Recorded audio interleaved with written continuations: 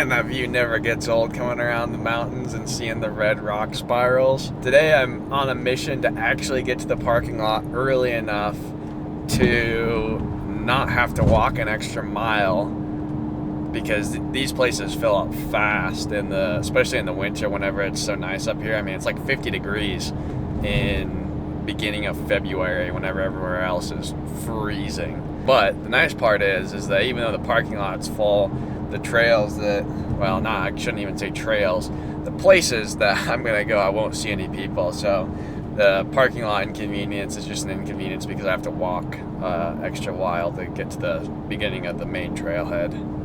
Well, it turns out there's no point in getting here early because there's a marathon on the only road going into these trails. So the road's closed until like 11:30, so I've got to go find something to waste my time doing. Race is still going on. It's like 11 o'clock now. I got here at 9:30ish. Now it's 11. The road's supposed to be open at 11:30, and if you can see, that's the road right there, and these are all the runners. I just found a parking lot alongside here so I can know like the second that they open the road back up. Which, I mean, it's a pretty cool race. I'm sure that everyone really enjoys it, but it's just a little frustrating that they blocked the only road to all these trails off for it. I mean, like, they have it coned off so all the runners are on the edge. So you'd think that they'd like let traffic go slowly through, but apparently not. Alright, I'm finally headed up, and I guess my plan still kind of worked to get here early because I think I'm like the second or third car heading up, and there's surprisingly like no one behind me, so I don't know. I guess no one else was probably camping in a parking lot waiting for the road to open, but I'm definitely gonna get a good parking spot. One thing I always like to do before I leave the parking lot is just chug a lot of water, and because I don't have like a whole ton in my backpack, I've got enough for quite a few hours of hiking, especially since it's nice out. But worst comes to worst, I just have to pee a lot. Man, it feels good to be back out here. Let me tell you, it could not be any nicer out for hiking or any outdoor activity than today. I understand why they had the race today, because it is beautiful. But at this point, I've been sitting for several hours now, and I went snowboarding like 2 days ago, and I hit legs like yesterday, I believe. And after all that sitting, my legs are so stiff. It feels good walking, but man, it hurts at the same time. It's a good pain though.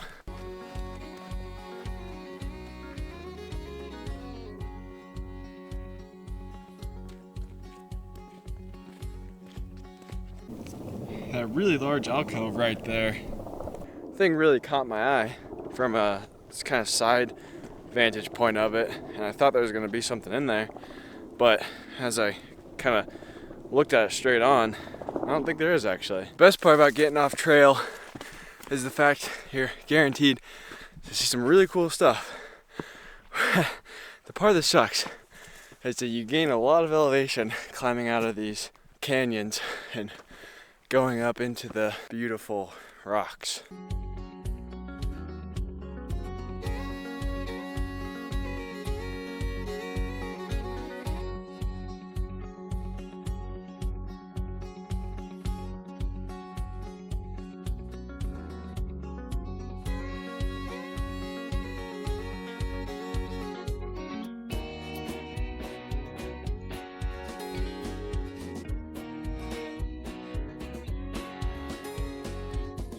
Hey, you guys, check this out.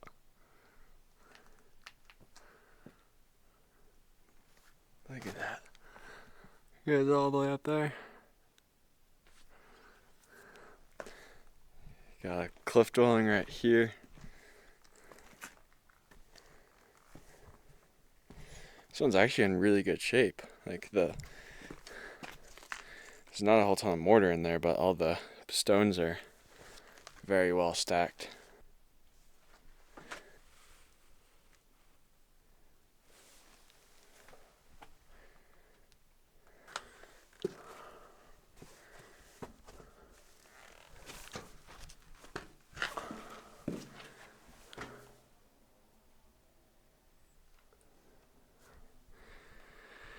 I'm unsure of exactly what this was would have been, but definitely keeps things cool.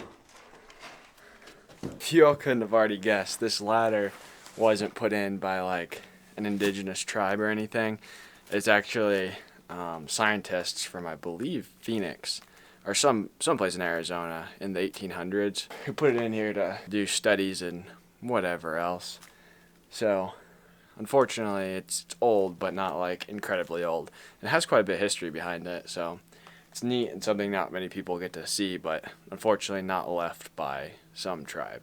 I'd also love to go up there and find out what's hiding in there, but unfortunately from everything I've read and from what I've discovered myself, the ladder is very, very rickety and you'd have quite a ways to fall. So I think I'm just going to fly the drone up there and see what I can't tell. Okay, so while scouting with my drone, look what I just found. These incredibly, it looks like pretty large cliff dwellings not too far away from me, so I'm gonna eat a bit of lunch right here and make my way on over there.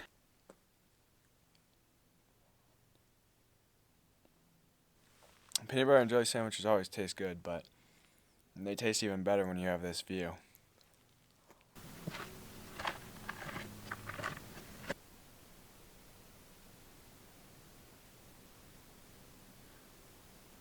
So one of the kind of interesting parts about this ruin and the ones I'm hiking to right now is that they're on the south side of the canyon and their kind of general orientation is north. So in the winter, like it is now, they don't have a whole ton of sunlight, which I am definitely feeling because in the shade, I mean it's only like noon, and in the shade, well it's probably like 1:30, but like in the shade it gets quite a bit chillier. Sitting up there eating lunch, I'm now a little colder than I was hiking up here. So it kind of feels good to get on the move again. But it's interesting because these are like the only few cliff dwellings that are like that.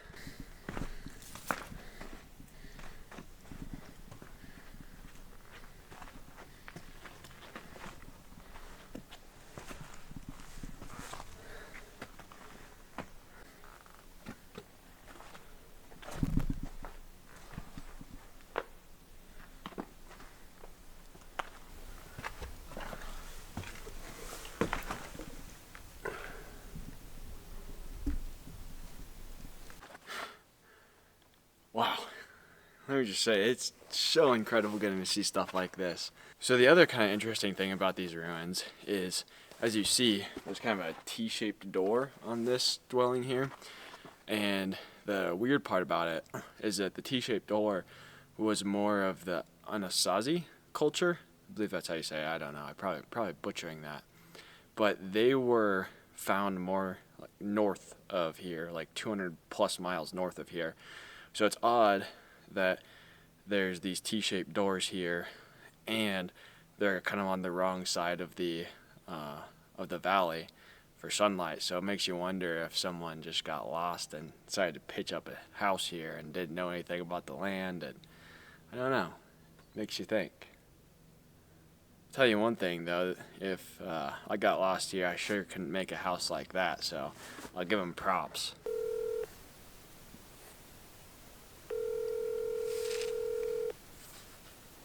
Fortunately, work will kind of follow you wherever you go. But this is really the place where I get to have or feel so free from everything, being out in nature like this, and especially with just how much cool stuff there is here. And I really would encourage more people to get out in nature.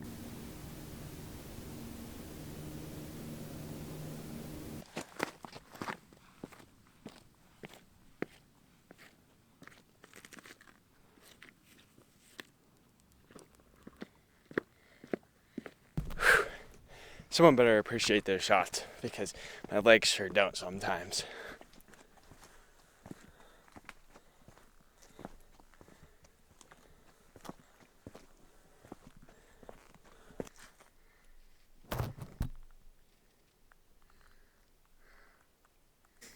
Man, now that I'm back on the other side of this valley and in the sun, I understand why you'd want to be over here in the winter, because it's hot. I mean, it feels good in the winter, but man, he'd freeze over on the other side, especially at night here in the desert.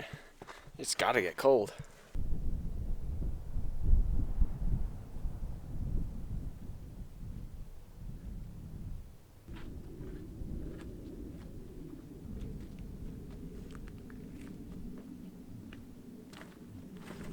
When I'm talking about spirals of rock is what I'm talking about. This whole chunk of rock is just right here, like on the backside.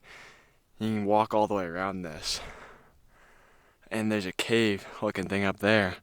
I'll fly my drone up there and see what it is.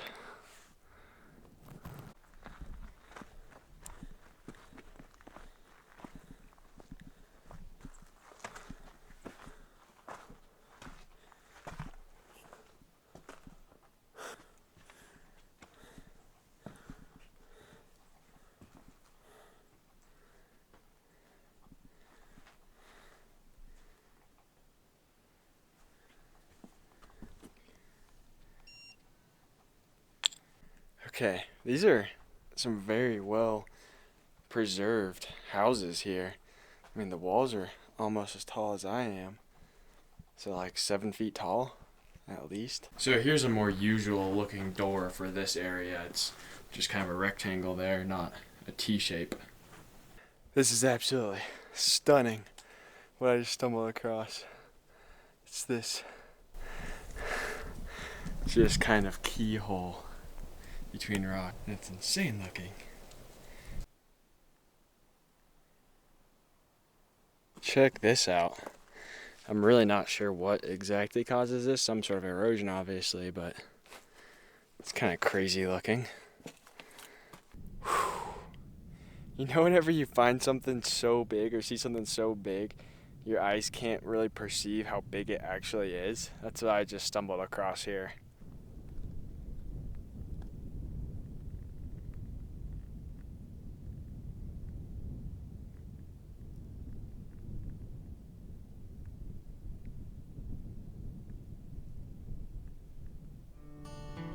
As I sit here eating my dried fruit and watching the sun sink below the canyon walls, I thought to myself how it must have been like living here so many hundred years ago, and how little our problems we face today would have meant to them.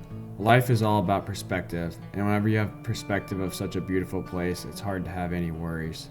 Thanks for watching, everybody, and we'll see you next week.